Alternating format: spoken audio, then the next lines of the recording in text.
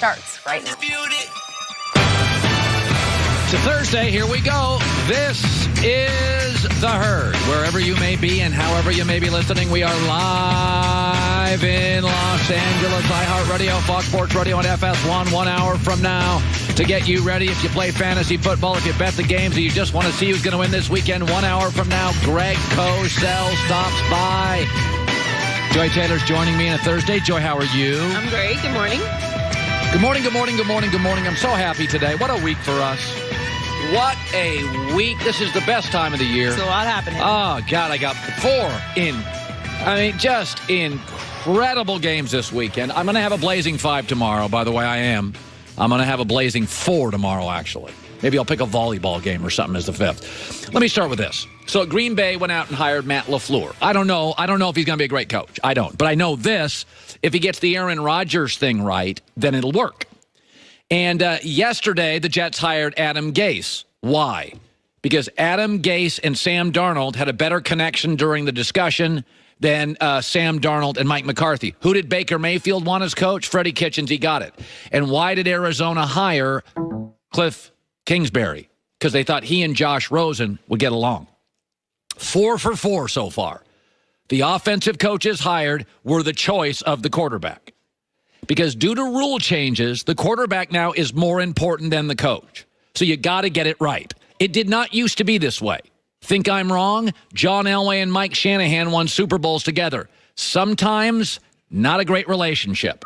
Terry Bradshaw and Chuck Noll had major issues. Won 4 Super Bowls. Not best buddies. It was ugly, and they won. It used to be a head coach and quarterback league. Due to rule changes, it is now a quarterback and coaches league. By the way, look at the teams and the quarterbacks and the relationships this weekend. So the Rams are in the playoffs. You think it's a coincidence that Goff and McVay are like dad and son? Super tight. The Cowboys will face the Rams. Here's what we know about the Cowboys. Dak and Jason Garrett are all in together. By the way, the MVP is Patrick Mahomes. Super tight with Andy Reid. He'll face Andrew Luck and Frank Reich. It's an incredible bond. Oh, there's also Nick Foles and Doug Peterson. Tight. Facing Sean Payton and Drew Brees. Tightest in the league. Are you seeing something here? If you do not have a relationship where quarterback and coach are symbiotic, it doesn't work. By the way, tell me the 2 teams in the NFL this year that you are shocked didn't make the playoffs. Pittsburgh, Big Ben and Tomlin, not a great relationship. And Green Bay, Aaron Rodgers and McCarthy imploded. Also teams that disappointed us. Carolina, Cam and Ron Rivera. My sources tell me they both frustrate each other. By the way, Matt Ryan, Dan Quinn, it's okay. Kirk Cousins, Mike Zimmer, do not see eye to eye. Zimmer drives, Cousins drives Zimmer crazy sometimes. Okay, didn't used to be this way. You could have the demanding, yelling coach. Mike Ditka didn't have to like Jim McMahon. It didn't matter. Buddy Ryan didn't have to love his quarterbacks. You could win Super Bowls. You could win your division for years. It doesn't work that way anymore. The rule changes. If the relationship is even a little off between coach and quarterback, it doesn't work. Pittsburgh and Green Bay. By the way, do you want to know why Mike McCarthy and Aaron Rodgers did not get along this year? Okay, I got this one sourced. They got along fine for years because there was a middleman. There was always a middleman. But Alex Van Pelt got run off. The middleman. So this year, Rodgers and McCarthy had to deal with each other constantly. And the minute it didn't work, the team folded and the coach got fired. Okay? So yesterday, all these teams, name the only team, by the way, that didn't hire an offensive coach. Denver. Now, why would Denver not worry about that whole quarterback thing? They hired Vic Fangio because Denver doesn't have a franchise quarterback that John Elway thinks is going to be around in 4 years. So they didn't give a rip. They didn't care. They got Gary Kubiak being the offensive coordinator. He will eventually have to get along with the quarterback. But they don't think much of Case Keenum, so it didn't matter. They went and got a defensive coach who, by the way, Vic Fangio's a good coach, not much of a personality, not much of a talker, doesn't have real relationships with quarterbacks. They didn't care. Even Tom Brady this year. Tom Brady was always subservient to Belichick. We all know that, right? For years and years, it was Belichick's team, and Tom did what he said. He got rid of Wes Welker. He got rid of Randy Moss. Bill ran the show. What happened this year? Brady said, you re-sign Gronk on my terms, and you get rid of Garoppolo, or I'm out. And Belichick said, as the greatest coach in football history, all right. Even in New England, for the first time the last couple of years, Tom has flexed. No. We're not getting rid of Gronk. Re-sign him. Belichick, all right. Belichick didn't do that for 17 years. Brady's like, get Garoppolo out of town. I'm not getting Garoppolo. All right. It is no longer a coach-quarterback league. It is a quarterback-coach league. 4 for 4 yesterday. Aaron signed off on LaFleur. Darnold preferred Gase. Baker wanted Freddie. And Cliff and Rosen connect. All right, let's shift to this. So, a dynasty could end this weekend. And I just want to say this. Joy and I have said this multiple times. She's been in this business a long time. I've been in it longer just because I'm older. We both root for stories. We've said that. You think we root for teams? No. We root for content. We root for content. Content equals ratings, contract extensions. We want fun. We want car wrecks. We want craziness. You know what the best thing that could happen to Joy and us this weekend? Dallas wins.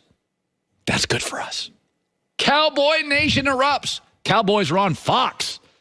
That's our team. And you know the other thing that would be great for us? And you're not going to believe this, but I will set a record Monday if this happens. The Patriots get blown out and the dynasty dies. Because a lot of people are connecting me to New England through the years. I see the numbers. They'll tune in to see what I have to say about the dynasty that got crushed. Chargers win by 40. They roll them. They beat them 47-10. It is awful. Brady stinks. That is great for my business. But that's not going to happen because New England's going to win. But the Chargers have better players. I know, they do. I'm not arguing. So did Jacksonville last year. So does Pittsburgh every year. So did Atlanta in the Super Bowl. Atlanta had better players. Go look at the Pro Bowl list. Seattle had better players in the Super Bowl. By the way, so did the St. Louis Rams 17 years ago. They had better players than New England. In fact, if you put down the top 10 players, in my opinion, between the Chargers and the Patriots this weekend, Brady won, then Phillip Rivers, then the Patriots' Stephon Gilmore, then it's a bunch of Chargers, and then Devin McCourty. It's 7-3 Chargers. Brady, Rivers, Stephon Gilmore, Desmond King, Derwin James, Joey Bosa, Melvin Ingram, Devin McCourty, Melvin Gordon, Keenan Allen. And by the way, 11 through 20 is a lot of Chargers. Seattle had better players. Atlanta had better players. Pittsburgh's always got better players. Chargers have better players. Atlanta did. Let me give you the advantages, if I may, for New England. At home, Belichick, rested, weather, experience, significantly better kicker. The Chargers are playing on back-to-back East Coast games. There is not geographically, unless the NFL creates a very quick franchise in Nova Scotia, there is not a further trip the Chargers could make for the second straight weekend. New England does have less talent, but this has become their brand, that outside of Brady, talent doesn't win games. Being at home, cold weather, December and January, 1 or 2 trick plays, very good bend, don't break defense. I will tell you without question, and Joy Taylor knows this, and everybody in my business knows this, we do not root for teams. We root for stories. I rooted for LeBron to become a Laker and LeBron to become a Miami Heat. And when those stories get old, like LeBron in Miami, LeBron in Cleveland, I'm rooting for another story. That's what we root for. Dallas winning and New England getting absolutely lit up this weekend is fantastic. But I even think I know how this game's going to go. A rested team on 2 weeks is going to start quickly New England. New England is 97-8 at home when they score first. And in 15 playoff games in Foxborough, they are 13-2 when they score first. So they are 97-8 overall, winning 92% of their games when they score first. And the West Coast team traveling out east again will be a little unsettled initially. New England gets on them, jumps on them early, then holds them off. It's not actually what I want. What I want is content. And the Chargers blowing them out and the Cowboys hammering the Rams. Give me 4 days of stories. But I think New England is the bet this weekend. All right, coming up next. You know how most things, I like theories and stuff. I have my own theories on sports. Not all of them are right, but I have a bunch of them.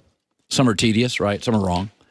But some things are also unexplainable in sports.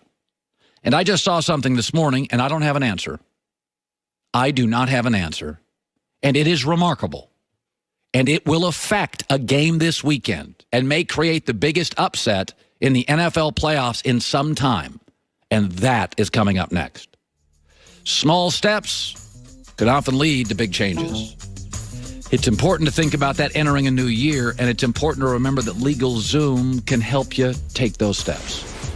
New Year's resolution time, right? Life gets in the way of taking care of things that you know are important, like your family, your assets, and your business. That's where LegalZoom comes in. Licensed in all 50 states, LegalZoom is essentially a network of independent attorneys that help you navigate your legal needs. More than 4 million people have used LegalZoom. It is not a law firm. There is no hourly rate, upfront, transparent pricing. This year, one of your New Year's resolutions, to get the will, to get the LLC, to get the review contracts that you need to, trademarks, a family trust. That should be a New Year's resolution. And the next step, if that's the case, is LegalZoom.com, code Colin. Where life meets legal, LegalZoom.com, code Colin.